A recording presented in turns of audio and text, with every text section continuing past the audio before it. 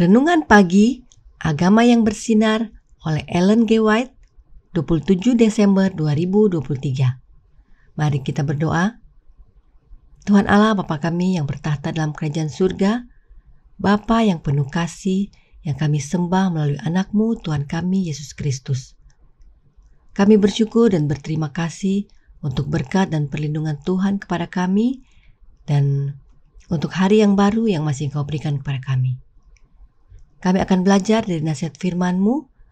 Kebutuhan kami yang terbesar adalah kehadiran Roh-Mu yang Engkau curahkan kepada kami melalui anak-Mu Roh Kristus, agar dapat menuntun kami ke dalam seluruh kebenaran.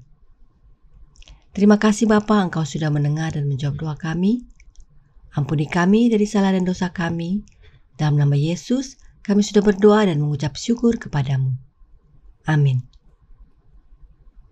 Renungan hari ini akan dibacakan oleh Saudara Stephen Ayorbaba. Kepada Saudara Stephen, kami persilahkan. Selamat pagi. Bacaan firman Tuhan pada pagi hari ini, tanggal 27 Desember 2023, berjudul, Kita akan menikmati pekerjaan tangan kita. Ayat tema terdapat dalam Yesaya 65, ayat 21 dan 22. Mereka akan mendirikan rumah-rumah dan mendiaminya juga. Mereka akan menanami kebun-kebun anggur dan memakan buahnya juga.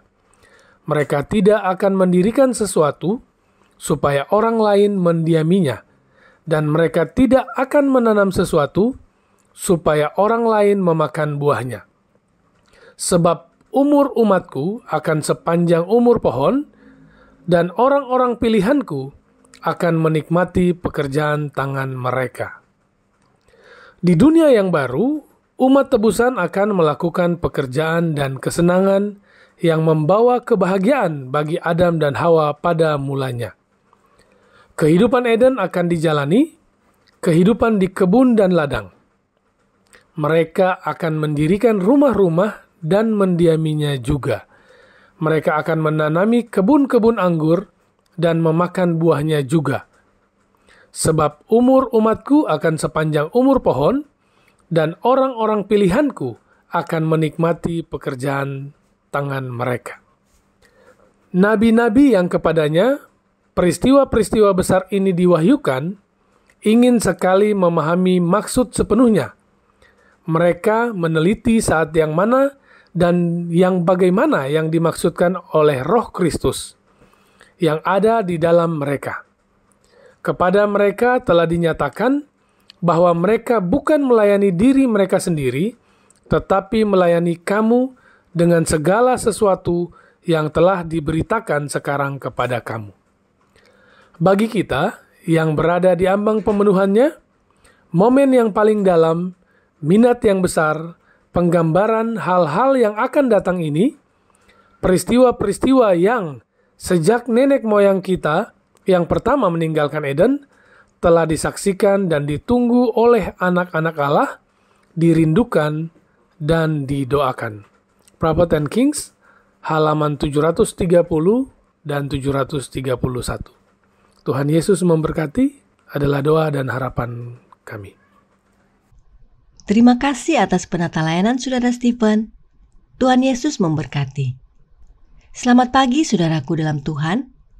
Tentang menikmati hasil pekerjaan tangan kita di dunia baru nanti, Alkitab berkata, dalam Yesaya 55 ayat 13, sebagai ganti semak duri akan tumbuh pohon sanobar, dan sebagai ganti kecubung akan tumbuh pohon murad, dan itu akan terjadi sebagai kemasyuran bagi Tuhan, sebagai tanda abadi yang tidak akan lenyap.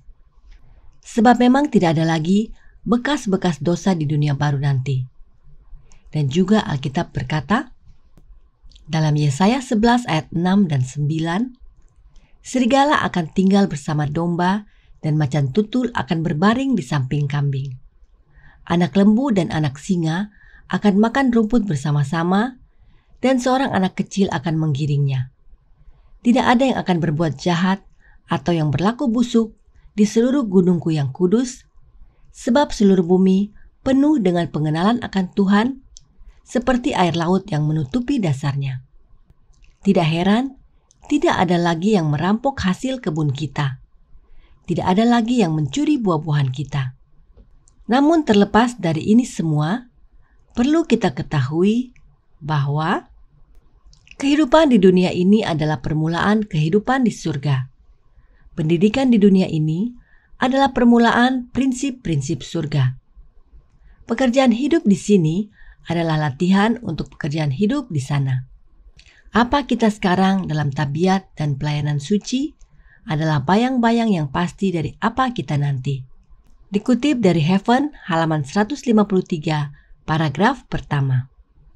Artinya kita sudah harus mulai menghidupkan kehidupan surga di dunia ini.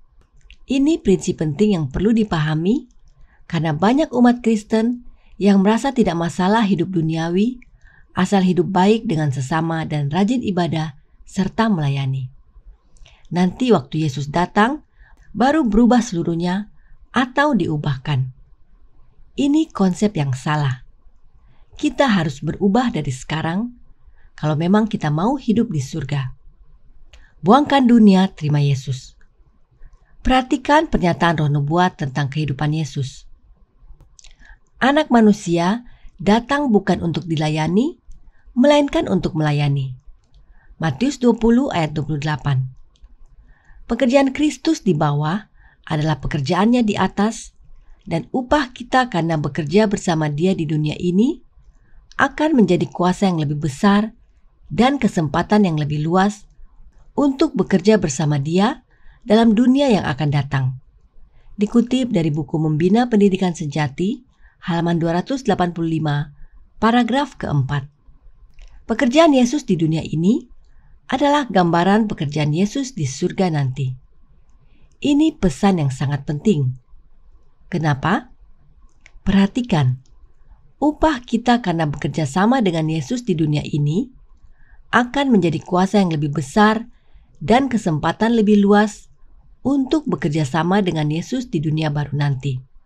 Artinya, jika mau memiliki kesempatan indah bekerja sama dengan Yesus di dunia baru, kita harus bekerja sama dengan Dia di dunia ini, yaitu mulai sekarang. Mereka yang hidup serta tinggal bersama Yesus di dunia baru harus bekerja sama dengan Yesus mulai dari dunia ini. Nah, apakah pekerjaan Yesus di dunia ini? Kutipan ini mengutip Matius 20 ayat 28, di mana Yesus berkata, Dia datang bukan untuk dilayani, tetapi untuk melayani. Inilah pekerjaan Yesus di sini dan nanti di dunia baru. Demikian juga kita.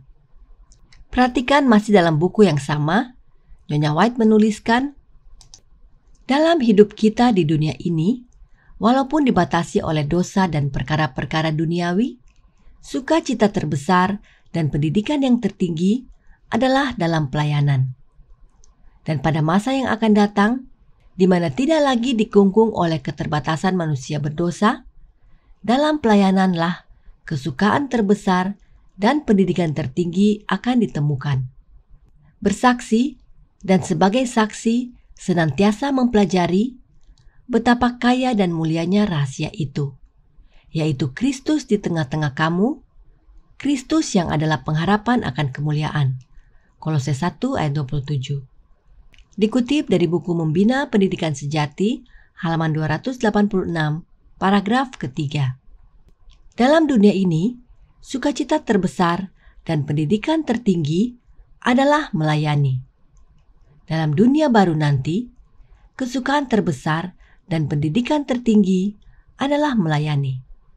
Tidak heran, kita harus bekerja sama dengan Yesus di dunia ini supaya dapat bekerja sama dengan Yesus nanti di dunia baru. Sebab pekerjaan Yesus adalah melayani dan bukan dilayani. Dan mereka yang melayani punya ciri khusus. Apa itu? Lihat kalimat yang diwarnai merah. Bersaksi dan senantiasa belajar. Mereka yang melayani, hidupnya bersaksi dan senantiasa belajar. Umumnya kita hanya salah satu, entah giat bersaksi dan tidak belajar, atau giat belajar dan tidak bersaksi. Mari kita bekerja sama dengan Kristus agar kita dapat hidupkan pelayanan yang benar, yaitu bersaksi dan belajar. Kemudian, apa lagi yang kita lakukan? Di sana, kehidupan Taman Eden akan dihidupkan, kehidupan dalam taman dan kebun. Mereka akan mendirikan rumah-rumah dan mendiaminya juga. Mereka akan menanami kebun-kebun anggur dan memakan buah-buahnya juga. Dikutip dari Maranatha halaman 353, paragraf ke-6. Tidak heran Roh Nubuat menasihatkan untuk kita berkebun. Sebab nanti di dunia baru, kita akan berkebun. Ingat kutipan di awal bahwa kehidupan di dunia ini adalah awal kehidupan di dunia baru nanti. Di dunia baru nanti, kita akan berkebun, maka di dunia ini, kita harus belajar berkebun. Sebab, jika tanah itu ditanami, itu akan, dengan berkat Tuhan, memenuhi kebutuhan kita. Kita tidak boleh berkecil hati tentang hal-hal duniawi karena kegagalan yang nyata. Kita juga tidak perlu berkecil hati karena keterlambatan.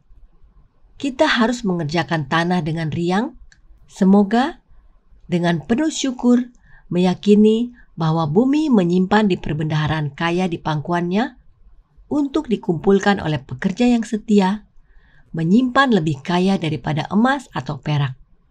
Dikutip dari Testimonies for the Church, volume 6, halaman 178, paragraf kedua. Inilah pendidikan dalam bercocok tanam. Kita harus sabar dan bahkan tidak jarang gagal. Tapi kita harus ceria dan percaya bahwa Allah menyediakan berkat. Ini adalah latihan dan pendidikan yang baik bagi kita, sebab nanti di dunia baru, kita akan berkebun juga dan menikmati hasilnya atau buah-buahnya. Kiranya pekabaran ini menjadi pembaruan bagi kita semua. Bekerja sama dengan Yesus mulai di dunia ini dan belajar bercocok tanam mulai di dunia ini. Tuhan memberkati, saya bawa dalam nama Yesus. Amin. Mari kita berdoa. Tuhan Allah Bapa kami yang bertahta dalam kerajaan surga, Bapa yang penuh kasih, yang kami sembah melalui anak-Mu, Tuhan kami Yesus Kristus.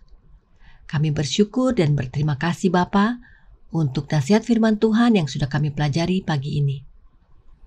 Biarlah Roh-Mu yang suci yang Kau curahkan kepada kami melalui anak-Mu, Roh Kristus, akan menolong kami untuk menghidupkan kehidupan yang selaras dengan kehendak-Mu, karena apa yang kami hidupkan di dunia ini akan kami hidupkan nanti di dunia baru. Biarlah kami boleh rajin mengusahakan tanah, bercocok tanam, bersaksi dan melayani Engkau, karena itulah yang akan kami kerjakan di dunia baru nanti. Kami mau serahkan seluruh kehidupan kami ke dalam tangan-Mu. Besertalah dengan kami sepanjang hari ini. Terima kasih Bapa, Engkau sudah mendengar dan menjawab doa kami. Ampuni kami dari salah dan dosa kami.